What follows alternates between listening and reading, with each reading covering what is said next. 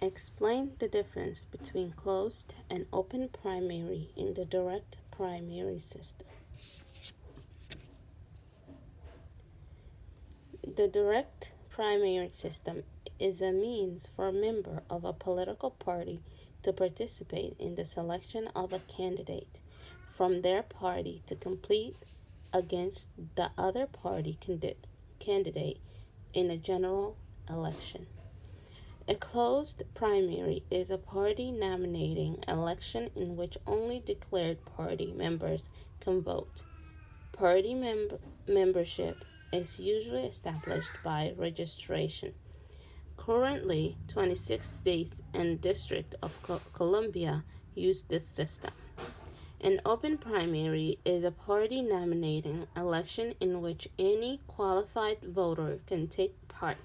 The voter makes a public choice at the polling place about which primary to participate in, and the choice does not depend on any registration or previous choice. A blanket primary, which allowed voters to vote in the primaries of both parties, was used at various times by 3 states.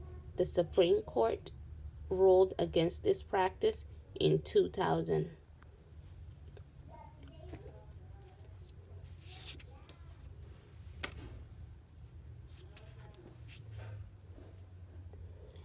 Describe the 5 stages of extending suffrage in the United States. Originally, the Constitution of 1789 provided the right to vote only to white male property owners. Through the years, suffrage was extended through the following 5 stages. In the early 1800s, states began to eliminate property ownership and tax payment qualifications. By 1810, there were no more religious tests for voting. In the late 1800s, the 15th Amendment protected citizens from being denied the right to vote because of race or color. In 1920, the 19th Amendment prohibited the denial of the right to vote because of gender, and women were given the right to vote. Passed in 1961 and ratified in 1964, the 23rd Amendment added the voters of the District of Columbia to the presidential electorate and eliminated the poll tax as a condition for voting in federal elections. The Voting Rights Act of 1965 prohibited disenfranchisement through literacy tests and various other means of discrimination. In 1971, the 26th Amendment set the minimum voting age at 18 years of age.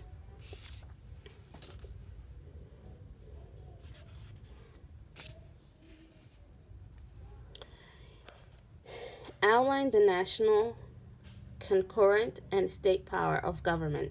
Define delegated, expressed, implied, inherited, reserved, and exclusive power.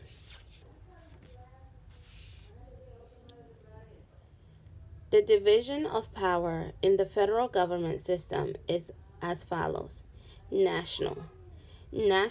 This level can coin money, regulate interstate and foreign trade, raise and maintain armed forces, declare war, govern United States territories, and admit new states, and conduct foreign relations.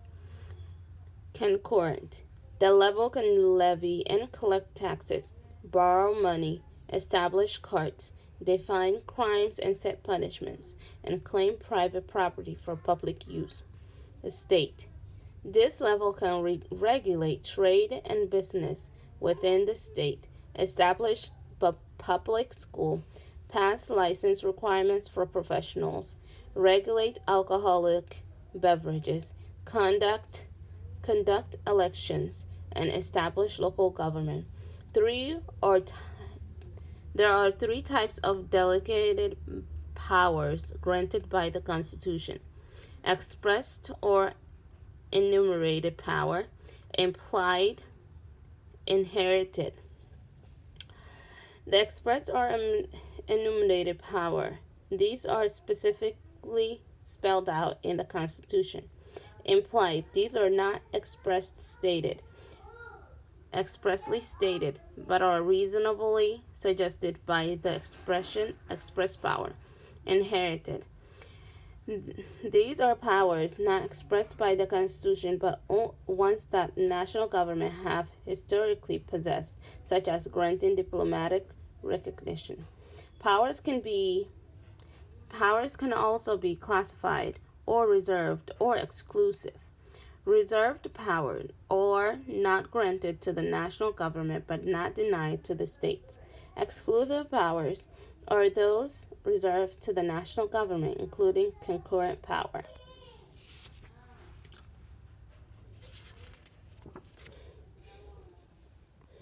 Explain the process of making a formal amendment to the Constitution. So far, there have been only 27 amendments to the federal Constitution. There are 4 different ways to change the wording of the Constitution: 2 methods for proposal and 2 methods for ratification. An amendment is proposed by a 2/3 voter in each House of Congress and not ratified by 3/4 of the state legislatures. An amendment is proposed by a 2/3 voter in each House of Congress and ratified by 3/4 of the state in special conventions called for that purpose. An amendment is proposed by a national convention that is called by Congress at the request of 2/3 of the state legislatures and ratified by 3/4 of the state legislatures. An amendment is proposed by a national convention that is called by Congress at the request of 2/3 of the state legislatures and ratified by 3/4 of the states in special conventions called for that purpose.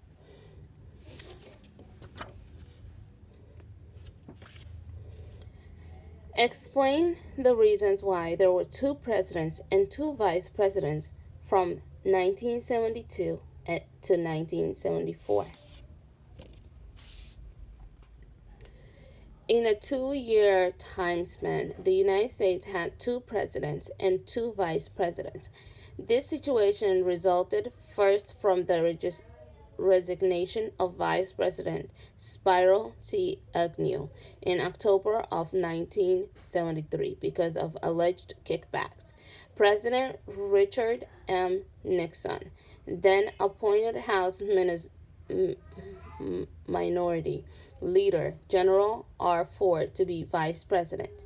This was accomplished through Senate ratification, a process that had been devised after Harry Truman succeeded to the presidency upon the death of Franklin Roosevelt and went through nearly 4 years of his presidency without a vice president.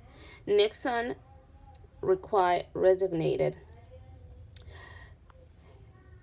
resigned the presidency in August of 1974 because some Republican Party members broke into Democratic headquarters at the Watergate building in Washington, D.C., and the president participated in covering up the crime.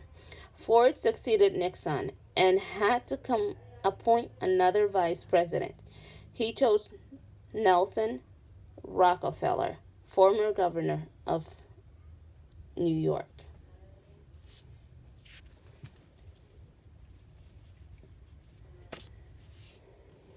Lists some of the most important documents in United States history and government.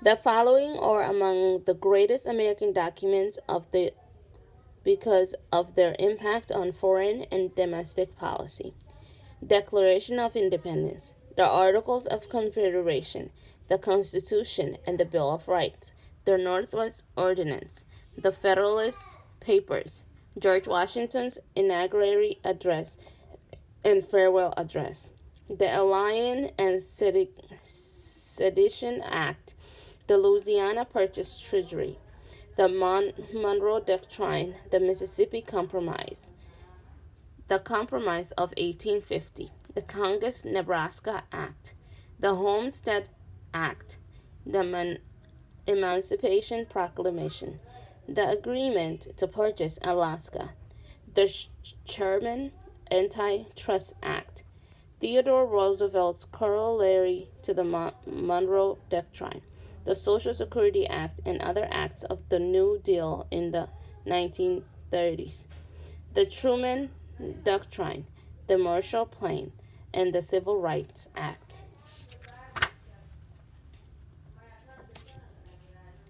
List the 4 types of federal taxes and give a brief description of each.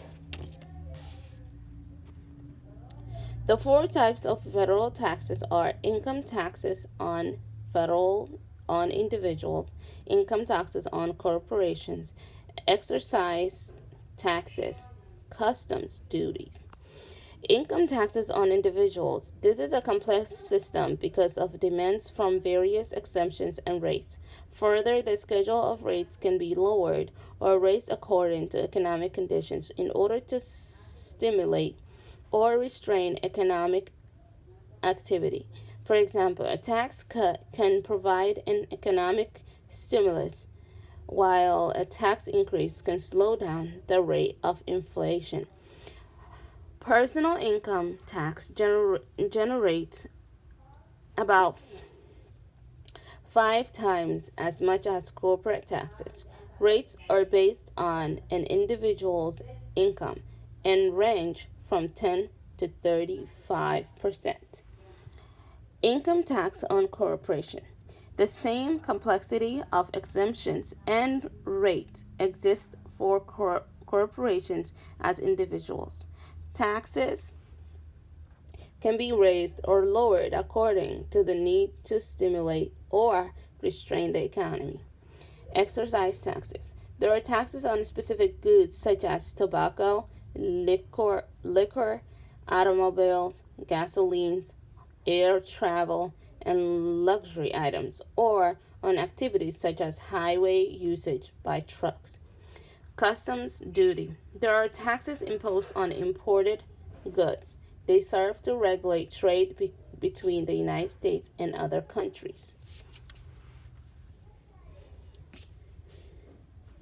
Explain the United States currency system.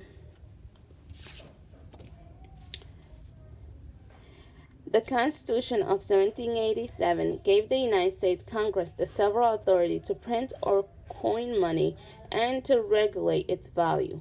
Before this time, states were permitted to maintain separate currencies.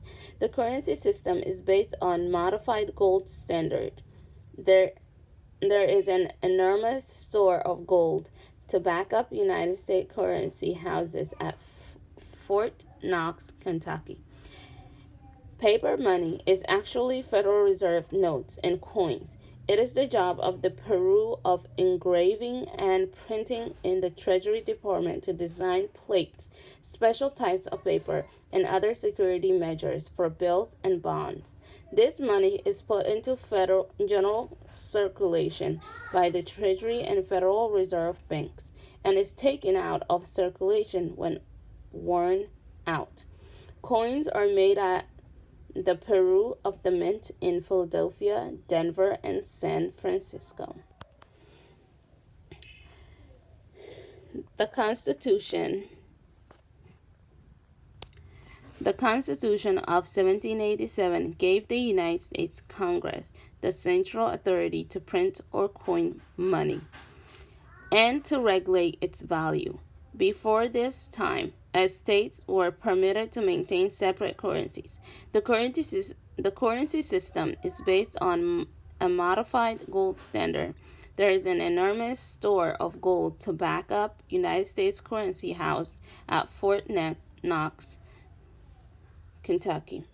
Paper money is actually Federal Reserve notes and coins. It is the job of the Bureau of Engraving and Printing in the Treasury Department to design plate, special types of paper, and other security measures for bills and bonds.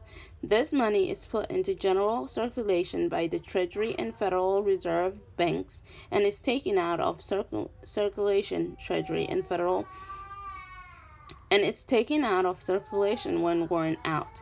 Coins are made at the Bureau of Mint in Philadelphia, Denver, and San Francisco.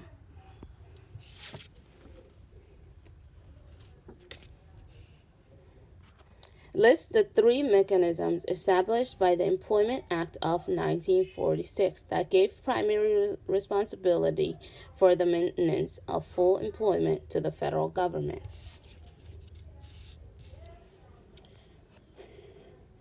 The Employment Act of 1946 established the following entities to combat unemployment: the Council of Economic Advisors, CEA, composed of a chair and two other members appointed by the President and approved by the Senate.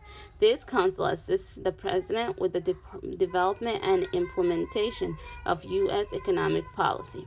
The council members and their staff, located in the executive office, are professionals in economics and statistics who forecast economic trends and provide analysis based on evidence-based research. The Economic Report of the President. This is presented every January by the President to Congress. Based on the work of the Council, the report recommends a program for maximizing employment and may also recommend legislation. Joint Economic Committee. This is a committee composed of 10 members of the House and 10 members of the Senate that makes a report early each year on its continuous study of the economy. Study is conducted through hearings and research, and the report is made in response to the President's recommendation.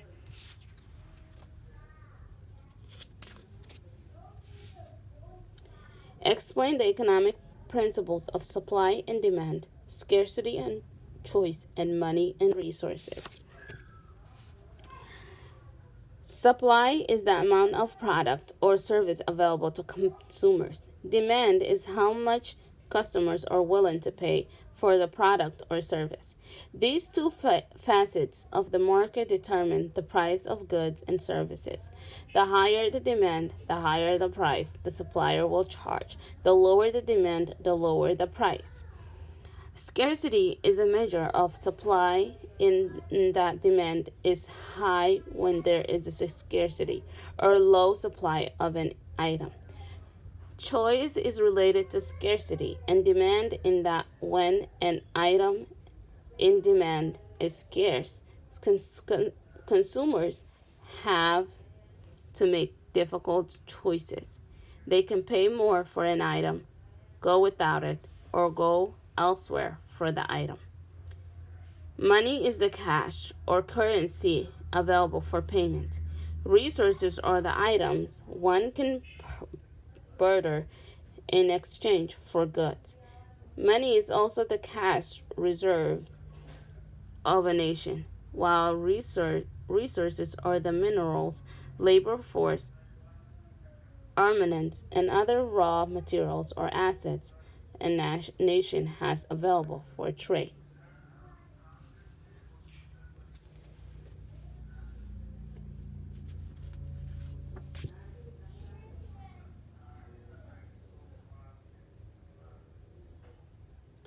List some of the effects of an economic downturn or recession.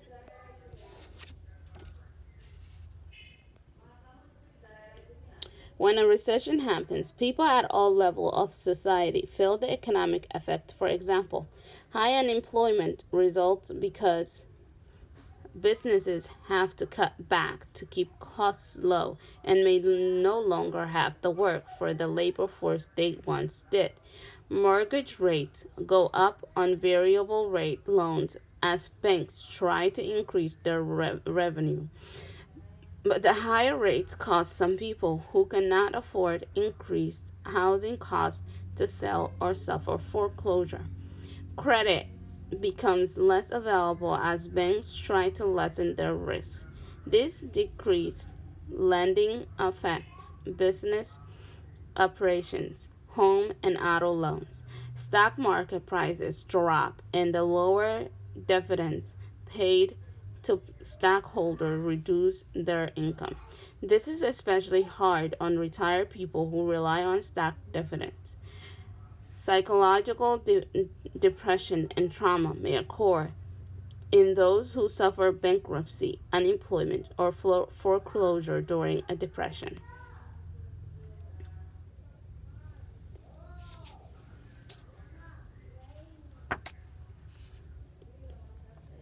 Explain how the positive economic effect of abundant natural resources can result in negative effect. The positive economic aspects of abundant natural resources are an increase in revenue and new jobs where those resources have not been previously assessed. For example, the growing demand for oil, gas, and minerals has led companies to venture into new regions. The negative economic aspect of abundant natural resources are econ- environmental degradation, corruption, social tension, and dependence. The, the environmental degradation occurs if sufficient regulations are not in place to counter strip mining, deforestation, and contamination. Corruption occurs if sufficient regulations are not in place to counter bribery, political favoritism, and exploitation of workers as greedy companies try to maximize their profits. Social tension. If the resources are privately owned such that the rich becomes richer and the poor do not reap the benefits of their national resources, class divisions become wider, resulting in social unrest. Dependency occurs if the income from the natural resources is not used to develop other industries as well. In this situation, the economy becomes dependent on one source and face potential crisis if natural disasters or depletion take away the income source.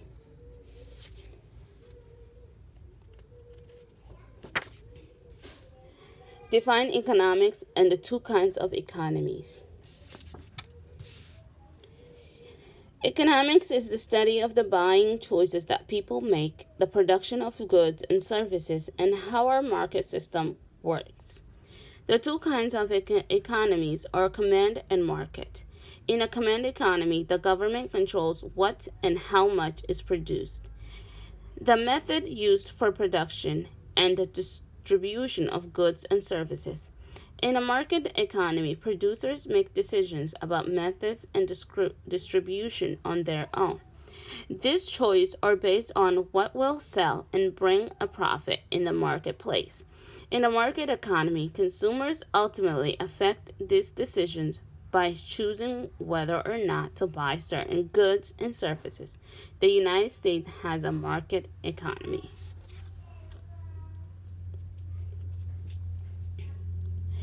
Explain the effects that the state of the economy can have on the purchasing decision of a consumer.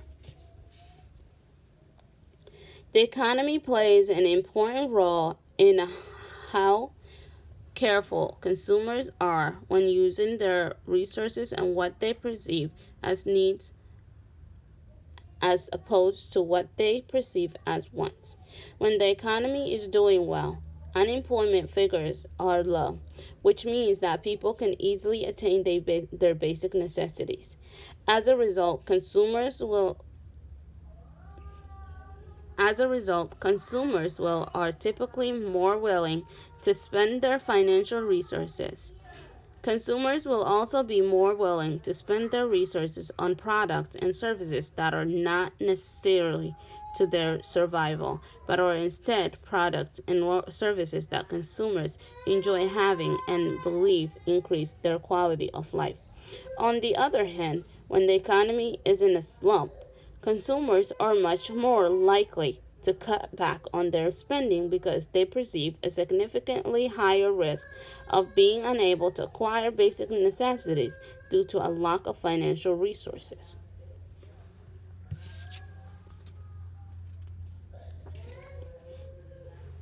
List and describe the 5 characteristics of a market economy. The 5 characteristics of market economy are economic freedom, economic incentives, competition, private ownership, and limited government. The economic freedom, there is freedom of choice with respect to jobs, salaries, production, and price. Economic incentive. A positive incentive is to make a profit. However, if the producer tries to make too high a profit, the consequences might be that no one will purchase the item at that price. A negative incentive would be a drop in profit, causing the producer to decrease or discontinue production. A boycott, which might cause the producer to change business practices or policies, is also a negative economic incentive. Competition. There is more than one producer for any given product. Consumers thereby have choices about what to buy, which are usually made based on quality and price. Competition is an incentive for a producer to make the best product at the best price. Otherwise, producers will lose business to the competition. Private ownership. Production and profits belong to an individual or to a private company, not to the government. Limited government. Government plays no role in the economic decisions of its individual citizens.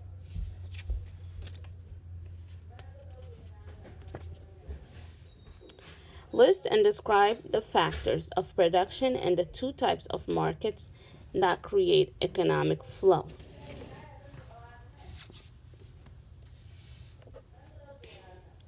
The factors of production are land, labor, capital, entrepreneurship. Land, this includes not only actual land, but also forests, minerals, water, etc. Labor, this is the workforce required to produce goods and services, including factors such as talent, skills, and physical labor. Capital, this is the cash and material equipment needed to produce goods and services, including buildings, property, tools, office equipment, roads, and etc. Entrepreneurship. Persons with initiative can capitalize on the free market system by producing goods and services. The 2 types of markets are factor and product markets. The factor market consists of the people who exchange their services for wages. The people are sellers and companies are buyers. The product market is the selling of products to the people who want to buy them. The people are the buyers and the consumers are the sellers. This exchange creates a circular economic flow in which money goes from the producers to workers as a wages and then flows back to the producers in the form of payment for products.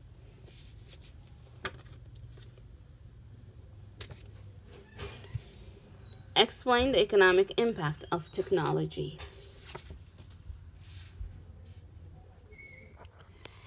At the start of the 21st century, the role of information and communications technologies grew rapidly as the economy shifts to a knowledge-based one. Output is increased in area where ICT is used intensively, which are service areas in knowledge-intensive industries such as finance, insurance, real estate, business, service, healthcare, and environmental goods and services. and community, social, and personal services. Meanwhile, the economic share for manufacturers is declining in medium and low technology industries such as chemicals, food products, textile, gas, water, electricity, construction, and transport and communication services. Industries that have traditionally been high tech, such as aerospace, computers, electronics, and pharmaceuticals, are remaining steady in terms of their economic share. Technology has become the strongest factor in determining per capita income for many countries. The ease of technology investments, as compared to industries that involve factories and large labor forces, has resulted in more foreign investments in countries that do not have natural resources to call upon. Explain the economic impact of technology. At the start of the 21st century, the role of information and communications technologies grew rapidly as the economy shifted to a knowledge based one. Output is increased in areas where ICT is used intensively, which are service areas and knowledge intensive industries such as finance, insurance, real estate, business services, healthcare, and environmental goods and services, and community, social, and personal service. Meanwhile, the economic share for manufacturers is declining in medium and low technology industry construction. In low technology industries such as chemicals, food products, textiles, gas, water, electricity, construction and transport and communication services. Industries that have traditionally been high tech, such as aerospace, computers, electronics, and pharmaceutical, are remaining steady in terms of their economic share. Technology has become the strongest factor in determining per capita income for many countries.